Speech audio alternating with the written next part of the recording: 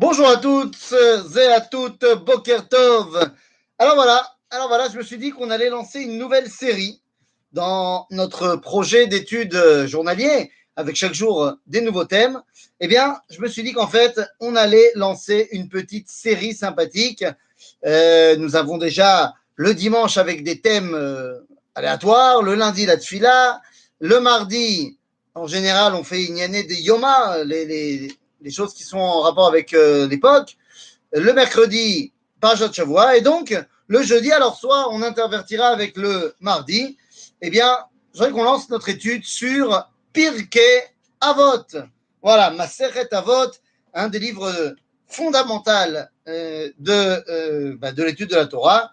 Et donc, voilà, sans plus attendre, lançons-nous dans cette nouvelle série sur Masechet Avot. Alors, Masechet Avot, Pirkei Avot, avant de rentrer dans le vif du sujet, c'est-à-dire dans la Mishnah numéro 1, eh bien, il faut donner une petite introduction. À quoi sert le traité de Avot? Nous dira le Talmud qu'il y a trois façons d'être chassid. Trois façons d'être chassid. Alors, c'est quoi chassid? Eh bien, dans le langage talmudique, chassid, c'est au-delà du tzaddik. C'est-à-dire, tzaddik, c'est celui qui fait le bien, qui ne fait pas le mal. Chassid, c'est encore en plus. Et donc, nous dira le Talmud, qu'est-ce que l'homme doit faire et doit bien comprendre, bien savoir, bien étudier s'il veut devenir chassid? Eh bien, il y a trois avis. Le premier avis nous dit qu'il doit être parfait dans tout ce qui est marqué dans le traité de Brachot. C'est-à-dire, ça, c'est ce qui lui permettra d'être chassid envers sa relation avec Dieu. Notre avis nous dit qu'il doit faire tout ce qui est marqué dans Milé de Nezikin. C'est-à-dire qu'il doit être pro dans tout ce qui est marqué dans le traité de Nezikin, c'est-à-dire Baba Kama, Baba Metzia, Baba Batra. En d'autres termes, il doit être maître dans tout ce qui est du domaine des rapports entre l'homme et son prochain. Mais le troisième avis est celui qui nous intéresse, Milei de Avot. Il doit faire ce qui est marqué dans Masechet Avot. Et donc, si le premier avis nous parle de la relation avec Dieu, le deuxième avis nous parle de la relation avec l'autre, eh bien, Masechet Avot nous parle de ta relation avec toi-même. Le rôle de Masechet Avot est de faire de nous des gens bien. En fait, si vous voulez, Masechet Avot est un guide pour pouvoir véritablement étudier la Torah, pour pouvoir être, comme on dit en arabe, un mensch, c'est-à-dire pour pouvoir être un mec bien. La vérité, c'est que Masechet Avot ne devrait pas faire partie de la Mishnah. C'est, j'ai envie de dire, un petit peu trivial de le mettre dans la Mishnah. Normalement, on doit tous être déjà des experts dans Masechet Avot avant même de commencer à étudier quoi que ce soit d'autre. Ou pas. Ou pas. Ou pas, puisque nous dira le Talmud que Ben Chamesh la Mikra ou Ben Esser la Mishnah. Qu'est-ce que je veux dire par là? Qu'à 5 ans, il faut commencer à étudier ce qui est marqué dans la Torah, écrite, et à 10 ans, commencer à s'imprégner de ce que la Mishnah veut nous dire. De quoi parlons-nous, Rabotai? Eh bien, il faut mettre les choses au clair. La Torah ne peut pas être étudiée ou être enseignée dans un contexte de détérioration et de dépravation morale. Être quelqu'un de bien est une condition sine qua non pour commencer notre étude de la Torah. Si bien que, alors c'est une Mishnah qu'on retrouvera dans Masechet Avot, que Derech Eretz kadma la Torah, que être un mec bien, ça passe avant la Torah. Et effectivement, qu'est-ce que ça veut dire être un mec bien, ça passe avant la Torah? Eh bien, ça veut dire la chose suivante. Vous le savez, qu'en penses-tu? J'en pense que c'est faux. Voilà. Je pense que de dire que Masechet Avot a été donné d'abord au Dayanim et ensuite à Klal Israël, c'est faux pour la simple raison que c'est marqué dans la Mishnah. Ça fait partie du corpus que Rabbi Yehuda Hanassi a décidé d'écrire pour le Klal Israël. Donc, ce n'est pas une question de Dayanim ou pas Dayanim. Ce qui est important de comprendre, c'est que, à la base, avant de me lancer dans l'étude de la Torah à proprement parler, eh bien, il faut que j'ai une tête bien remplie de comment être quelqu'un de bien. Vous savez, d'après le judaïsme, je suis tenu de faire la Torah qu'à partir du moment où je fais bar mitzvah.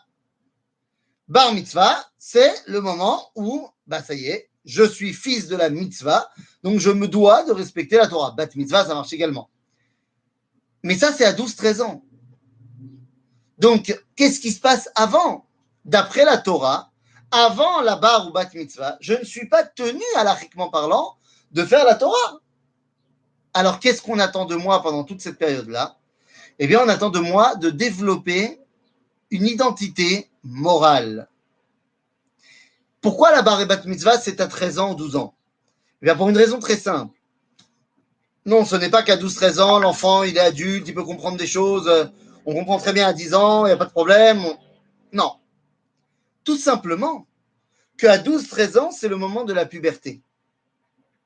C'est-à-dire le moment où, physiologiquement parlant, de manière moyenne évidemment, l'homme peut commencer à donner la vie. À partir du moment où il peut commencer à donner la vie, c'est qu'on lui sent une responsabilité par rapport à cette vie. En Europe, en France par exemple, la majorité c'est 18 ans. Pourquoi? Bien avant Valéry Giscard d'Estaing, c'est parce que Napoléon avait mis la majorité à 18 ans pour pouvoir incorporer plus de jeunes dans la grande armée française. En d'autres termes, en France, la majorité, c'est quand on te donne le droit de tuer, de prendre la vie. Alors que dans le judaïsme, la majorité, c'est lorsqu'on te donne le droit et le devoir de donner la vie et d'être responsable de la vie. En d'autres termes, maintenant tu peux donner la vie, eh bien il est temps que cette vie, elle te serve pour te lier à Dieu. Mais pendant toute la période jusqu'à là, eh bien si on ne t'apprend pas la Torah à proprement parler, eh bien on va t'apprendre à être un mec bien qui va savoir utiliser la Torah et la vie. C'est pour ça que lorsqu'on te dit qu'à 5 ans, on commence à étudier le Tanakh, ça veut dire qu'à 5 ans, tu remplis l'enfant des histoires du Tanakh. Parce que tu veux l'imprégner de grands personnages. Qu'est-ce qu'ils ont fait? C'est pas des halakhot que tu leur enseignes, c'est comment se sont comportés les grands personnages. Ensuite, à 10 ans, tu commences à lui enseigner la Mishnah. Pas forcément la Mishnah Oktzin. Tu commences à lui enseigner Masechet Avot. Tu commences à lui enseigner comment est-ce qu'on se comporte bien. Après cela, eh bien, tu vas pouvoir commencer à 13 ans à lui enseigner la halakha. Très joli. Bikitsour, voilà ce qui se passe dans la Masechet Avot. On commence à t'apprendre à être un mec bien. Et être un mec bien, c'est d'abord et avant tout envers soi-même. Parce que si tu ne te comportes pas bien envers toi-même, comment est-ce que tu vas pouvoir réaliser Ve'ahavta l'ereacha kamocha si ton kamocha, il est nul? Donc, il est évident que d'abord et avant tout, tu dois avoir une haute estime de toi et tu auras une haute estime de toi si tu comprends que tu es un mec bien. Donc, d'abord et avant tout, il faut s'occuper de soi, corriger ses midotes et c'est ça le rôle de Masechet Avot. C'est la raison pour laquelle le Rambam écrira comme introduction à Masechet Avot Shmoneh Prakim, le traité des 8 chapitres, où dans lequel le Rambam nous explique comment, comment se positionner dans son âme, dans son nefesh, pour pouvoir commencer à apprendre à être un mec bien. Et par exemple, il dira dans le 4e chapitre, le milieu, le corps de son livre, que l'homme, il doit être toujours beshvil hazav, dans le milieu. Il ne doit jamais être à l'extrême de là ou à l'extrême de là. En d'autres termes, Masechet Avot, c'est le livre qui va me permettre de tout simplement pouvoir être apte à recevoir la Torah. C'est tout un programme, donc. C'est tout un programme, mais il est Beseder Gamour. Maintenant, après cette introduction de 10 minutes, j'aimerais bien vous dire, alors voilà, venez, on commence. On commence la première Mishnah. Mais on ne peut pas. Pourquoi on ne peut pas? Eh bien, parce que la tradition juive, qui est pas moins importante du tout que le texte lui-même, la tradition juive, a décidé qu'avant chaque étude de chapitre de Masechet Avot, eh bien, on ne rentrera pas directement dans la Mishnah qui ouvre ce chapitre, mais on commencera et on précédera chaque étude de Masechet Avot par une autre Mishnah qui est marquée dans le traité de Sanhedrin. Et il semblerait que la tradition d'Israël a dit que sans ça, tu ne rentres pas dans Masechet Avot. C'est quoi cette Mishnah? Eh bien, c'est une Mishnah que vous connaissez qui nous dit Kol Israël yesh lahem chelek leolam haba. Quel rapport a priori? Quel rapport a priori entre cela et cela? Cette Mishnah, dans Masechet Sanhedrin, eh bien, elle est très très compliquée. Parce qu'on nous dit Kol Israël yesh lahem chelek leolam haba. Ok, tout Israël à part au monde à venir, j'entends. Il faudra essayer de comprendre un petit peu tout ça, mais j'entends. Seulement, elle dit Sheneemar, d'où j'apprends que Kol Israël yesh lahem chelek leolam haba. Sheneemar, ve'amer kulam tzadikim leolam yirshu aretz. C'est-à-dire, comment tu sais que tout le monde à part au Olam Haba, c'est parce qu'on va hériter de la terre. Mais ça marche pas. Olam Haba, c'est pas Olam Hazeh. Le fait qu'on hérite de la terre, Sheneemar, ve'amer kulam tzadikim leolam yirshu aretz, ça nous fait référence à Olam Hazeh. Donc pourquoi me dire que puisqu'il y a tout le monde qui va hériter du Olam Hazeh, alors tout le monde à part au monde futur? Mais qu'est-ce que ça veut dire? Et puis qu'est-ce que c'est que cette histoire que Kol Israël yesh lahem chelek leolam haba? Et si jamais les gens ne le méritent pas, pourquoi est-ce qu'ils auraient part au monde à venir? Pour comprendre cette Mishnah, eh bien il faut tout simplement la remettre dans son contexte. Son contexte, donc dans le Perek Chelek de Masechet Sanhedrin, nous parle de l'idéal collectif du peuple juif. À ce moment-là, eh bien, tu comprends que nous savons, d'après la tradition juive, qu'il y a Olam Hazeh ve Olam Haba. Olam Hazeh, on comprend très bien ce que c'est. Olam Haba, on ne comprend pas très bien ce que c'est, mais il semblerait que ça soit en opposition ou en différence avec Olam Hazeh. Am Israël, d'après ce qu'on sait de lui, semble être un tout petit peu plus attiré par le Olam Haba que par le Olam Hazeh. C'est ce qu'on retrouvera par exemple à la naissance, avant la naissance de Yaakov et Esav. Dans la parashat Toldot, on nous parle donc de Yaakov et d'Esav, et on nous dit la chose suivante. On nous dit que que les enfants se battaient dans le ventre de leur mère. Et Rashi nous dira Ayu mitrotzetzim ou merivim benachalat shne olamot, qu'ils se disputaient pour l'héritage des deux mondes. Ce qu'on a l'habitude de dire, c'est que Esav voulait Olam Hazeh, que Yaakov voulait Olam Haba. Seulement, si c'est le cas, ils n'ont pas besoin de se disputer, puisque chacun veut autre chose. Donc c'est très bien. Lui, il aura ça, Kol Shalom al Israël. En fait, non. Les deux veulent les deux. C'est juste que Yaakov a une prédisposition pour Olam Haba, et Esav a une prédisposition pour Olam Hazeh. Mais les deux veulent les deux. Et c'est ça qu'il faut comprendre. Quand on te dit Kol Israël yesh lahem chelek leolam haba, eh bien, c'est une prise de position générale. Kol Israël yesh lahem bemet chelek leolam haba. On n'a rien fait. On n'a rien fait pour ça. C'est-à-dire que chez nous, le Olam Haba, c'est built-in. Qu'est-ce qu'il va falloir faire pour véritablement réaliser ce Olam Haba qui est built-in? C'est Sheneemar ve'amer kulam tzadikim leolam yirshu aretz. C'est-à-dire, que veut dire le mot Olam Haba?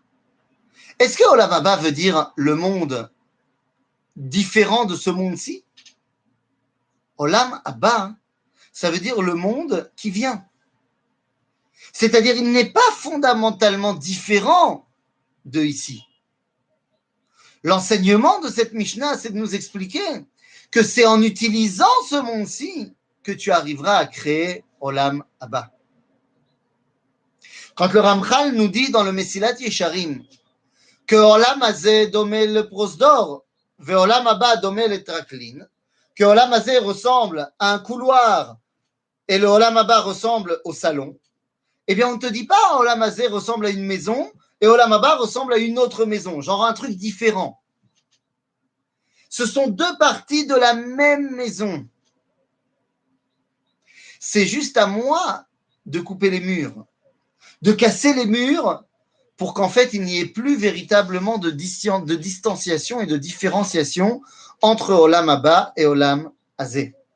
Le Olam Haba, c'est le monde qui vient. Et qui vient où? Ici, dans ce monde-ci.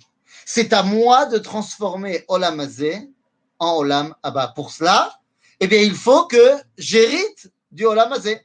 Car si je vis complètement dans une vie métaphysique, complètement détachée de ce monde, eh bien, à Olam Haba ou Loba. À Olam Haba ou Loba, où il reste Abba. C'est terrible. La volonté de dire que pour arriver au Olam Haba, c'est le Olam Hazé qui prime, eh bien, ça met toutes les choses en perspective, puisque ça nous fait prendre conscience que notre travail fondamental, c'est pas. Un, parce que là-bas, de toute façon, je vais y aller. Et deux, eh bien, parce que pour y accéder, il faut que je passe par ici. Et c'est pour ça que ici, je dois apprendre à être quelqu'un de bien. Et c'est la raison donc pour laquelle je commence ma Masechet Avot en me parlant de ce qui se passe ici, de comment je me comporte ici. Maintenant, ceci étant dit, quand on regarde un tout petit peu plus loin dans la Mishnah, on te dit Kol Israël Eshem Chelek Le'olam Haba. Sauf que juste après, qu'est-ce qu'on nous dit? Ve'eluhem she'en lahem chelek le'olam haba. Tu viens de me dire que tout le monde avait part au Olam Haba. Et juste après, on me dit, non, il y a une petite liste de gens qui n'ont pas part au Olam Haba. Omer en Torah min ha-shamayim, Omer en Teriat ha-metim min ha-tzora, ve'apikoros. C'est toute une liste de gens qui n'ont pas chelek le'olam haba. Mais comment est-ce qu'on arrange le début de la Mishnah avec la fin de la Mishnah? C'est vrai, ça se contredit. Kol Israël Eshem Chelek Le'olam Haba, ve'eluhem she'en lahem Chelek Le'olam Haba. Et ne venez pas dire que ça veut dire tout le monde à part, sauf cela. Il n'y a pas marqué sauf. Donc qu'est-ce que ça veut dire? Eh bien, le Harizal nous explique tout simplement que ça veut dire que Besofo shel davar, Kol Israël Eshem Chelek Le'olam Haba, afilu mi she'en lo Chelek Le'olam Haba. Ce qui veut dire, au final, tout le monde a part au monde à venir, même ceux qui n'y ont pas part. Qu'est-ce que ça veut dire? Il me dit le Harizal, t'inquiète pas, Dieu il va pas abandonner personne. Et donc, même si là maintenant tu mérites pas, et tu dois passer par des souffrances, par Geinam, par Gilgulim, lo meshane. Au final, yelecha chelek le'olam haba. Tu peux faire ce que tu veux, ça marchera pas. Tu auras part au monde à venir, que tu le veuilles ou pas. En d'autres termes, dit le Gaon de Vilna, c'est la différence entre la neshama du juif et la neshama du non-juif. Les deux peuvent totalement se retrouver au Olam Haba sans aucun problème. La différence, c'est que le juif, eh ben, il ira quoi qu'il arrive, ça, même si ça doit passer par beaucoup de souffrances, mais il y arrivera. Le non-juif, eh bien, il y arrivera s'il fait en sorte d'y arriver. Pourquoi? Eh bien, parce que Am Israël, Betivo, naturellement, il est attaché au Olam Haba, comme on a dit avec Yaakov, alors que Umot HaOlam, eh bien, elle s'appelle Umot HaOlam. Elle s'appelle les nations du monde. Ce qui veut dire qu'elles sont naturellement attachées à ce monde. Mais l'inverse est vrai également. Donc, ça veut dire que Umot HaOlam, ils ont leur part, Olam Hazé, quoi qu'il arrive. Am Israël, c'est très dur pour lui de réussir Olam Hazé. Quand on y réfléchit, il n'y a eu que 3 périodes où nous avons une réussite Olam Hazé. À l'époque de David et Salomon, à l'époque du début des Hashmonaïm, et à notre époque, où nous avons une réussite en tant que peuple juif Olam Hazé. Vous comprenez bien ici qu'on ne parle pas de l'individu, on parle du clan Israël. Et donc, eh bien, on est en train de nous dire, voilà, monsieur non-juif qui est attaché de manière naturelle au Olam Hazé, lui, il a part au Olam Hazé quoi qu'il arrive. Olam Haba, boss. Am Israël, qui lui est attaché naturellement au Olam Haba, eh bien, il aura beaucoup plus de difficultés à hériter du Olam Hazé. Et c'est donc la raison pour laquelle, eh bien, on commence en te disant, tout simplement, Kol Israël yesh lahem chelek leolam haba. שנאמר, והאמר כולם צדיקים, לעולם ירשו ארץ. C'est en prenant possession de Olam Hazé que tu arriveras à te dévoiler Olam Haba. Voilà ce que la tradition d'Israël a décidé de rajouter à la Mishnah de Pirkei Avot avant de commencer, pour que tu saches vers où tu vas. L'objectif est que tu arrives au Olam Haba. Donc, eh bien, on va t'apprendre comment utiliser Olam Hazé. Mais la tradition ne s'arrête pas là, puisque la tradition d'Israël a décidé également de rajouter une Mishnah à la fin de chaque étude, c'est-à-dire de chaque chapitre de Masechet Avot. Eh bien, on a décidé de ne pas terminer par le dernier Mishnah, mais de rajouter, là aussi, une autre Mishnah, qui, elle, ne vient pas de Masechet Avot, qui ne vient pas non plus de Masechet Sanhedrin, qui vient de Masechet Makot. Et qui nous dit, c'est une Mishnah que vous connaissez, je vous demanderai de ne pas dire Kaddish, qui dit Rabbi Hanania ben Akashia Omer. רצה הקדוש ברוך הוא לזכות את ישראל, לפיכך הרבה להם תורה ומצוות, שנאמר, חפץ השם למען צדקו, יגדיל תורה ויאדיר. Qu'est-ce que ça veut dire? Pourquoi est-ce qu'on termine par cette Mishnah-là? Eh bien, on termine par cette Mishnah-là pour une raison très simple. Masechet Avot nous apprend à nous corriger. Mais finalement, à quoi bon me corriger? Puisque de toute façon, je risque fort de fauter. C'est bien beau de corriger mes midotes, mais si c'est au final pour quand même fauter, à quoi ça sert de perdre tout ce temps-là? Et pourquoi je dis que je vais fauter? Eh bien, tout simplement parce qu'il y a 613 mitzvot. 613 mitzvot, c'est énorme. 613 mitzvot, en fait, c'est 613 options pour fauter. Ah, mais c'est pas moi qui le dis, ça. C'est Shaoul. Oui, tu sais, Shaoul de Tars. Il a pris un autre nom. Il est devenu Paul. Vous savez, le fondateur réel du christianisme. Eh bien, Paul va dire la chose suivante. Que Dieu nous déteste. Il haït le peuple juif. Et donc, comme il les déteste, il leur a donné 613 mitzvot. Puisque En tzadik ba'aretz asher ya'aseh tov velo yecheta, puisqu'il est impossible de ne pas fauter au final, eh bien 613 mitzvot deviennent 613 options de faute. Et donc, forcément, on va tomber. Et donc, c'est la preuve que toutes les mitzvot, c'est voilà, la preuve que Dieu ne nous aime pas et veut nous voir tomber. Bon, tu comprends qu'il a dit ça parce qu'il voulait vendre le christianisme à Rome et tu ne pouvais pas leur vendre avec 613 mitzvot, ça c'est sûr. Mais est-ce qu'il a raison ou est-ce qu'il a tort? Eh bien, je vais vous donner un grand chidouche. Je ne parle pas de moi, mais le chidouche, il faut en être conscient. Non, on n'est pas obligé de fauter. Voilà, chidouche gadol, mais non, on n'est pas obligé de fauter. Point. Le Talmud nous donnera un exemple de 4 personnages qui n'ont jamais fauté. Alors certes, 4, c'est pas beaucoup sur toute l'histoire humaine, mais le fait qu'on puisse nous en donner ne serait-ce qu'un, c'est la preuve que c'est faisable. Alors c'est qui ces 4? Le premier, on nous dit, c'est Binyamin ben Yaakov. Ensuite, on nous dit Amram, le père de Moshe, Yishai, le père de David, et Kilhav, le fils de David. 4 personnes qui n'ont jamais fauté. Eh bien, il est fait. Et donc, si c'est possible pour eux, c'est possible pour nous. Et donc, non, les mitzvot ne sont pas des preuves du dégoût de Dieu pour nous, mais au contraire. Ratza Akadosh Baruch Hu, les akot et Israël. Nous donner des mérites, car chaque mitzvah est un mérite en plus. Lefichach irba lahem Torah ou mitzvot. Et quand on regarde la correspondance dans le verset, on se rendra compte que Ratza Kadosh Baruch Hu, ça devient Chafetz Hashem.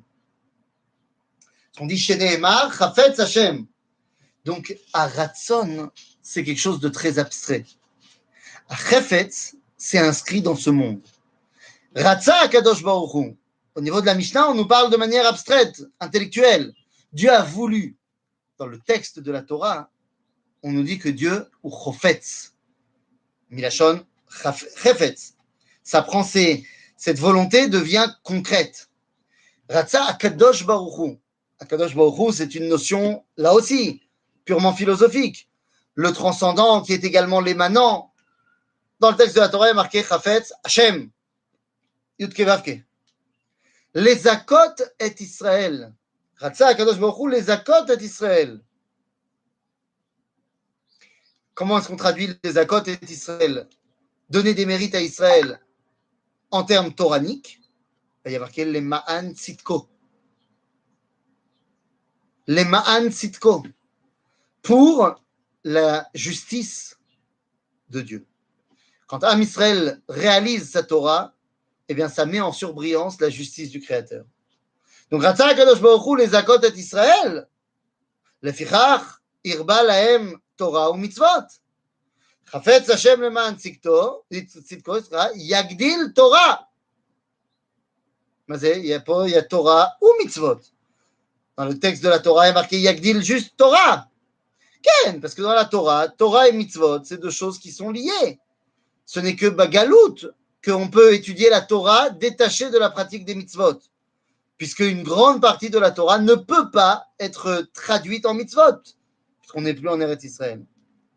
Mais dans le texte de la Torah, c'est uni.